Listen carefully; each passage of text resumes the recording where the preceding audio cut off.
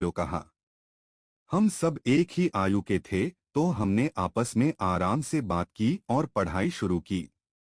हमने जब उस लड़की को पढ़ाया तो हमें समझ आया कि वह बाहर से ही नहीं बल्कि अंदर से भी अच्छी है। वह और उसकी मम्मी हम दोनों से कुछ ही दिनों में काफी फ्रैंक हो गए थे।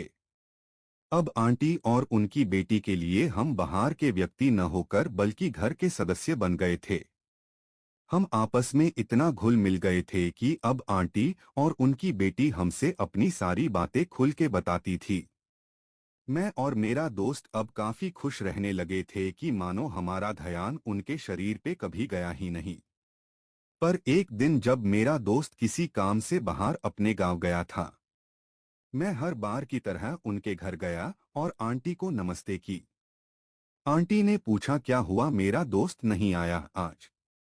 तो मैंने उन्हें बताया कि वह गांव गया है।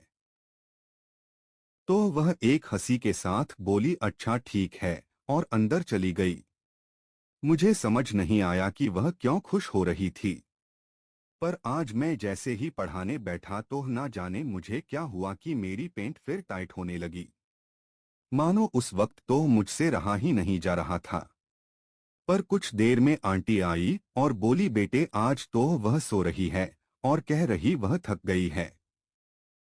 मैं बोला अच्छा आंटी चलो कोई बात नहीं, आज उससे छुट्टी दे देते हैं।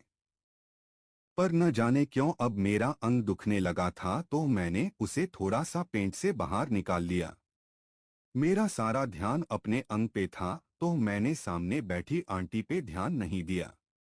पर जैसे ही मैंने अपना अंग पेंट से बाहर निकला उसी समय वो न जाने काफी बड़ा हो गया। आंटी ने मेरा अंग देख लिया और बोली बेटे यह क्या कर रहा है, शर्म कर, कुछ तो सोच कि तू ऐसे मेरे सामने बैठकर अपने अंग को बाहर ला रहा है। मैं तो मानो डर ही गया क्योंकि एक तो मेरा अंग दुख रहा है, ऊपर से आंटी ने भी देख लिया। मैंने पर हिम्मत करके कहा आंटी मेरा अंग आज बहुत दुख रहा है, इसलिए इसको बाहर निकाल रखा है। डॉक्टर ने मुझे चेतावनी दे रखी है कि यदि मेरा अंग दुखने लगे तो उसे बाहर निकालकर इसकी कोमल हाथों से इसकी मालिश करनी होगी, नहीं तो मैं मर सकता हूँ। आंटी यह सुनकर मानो सदमे में आ गई।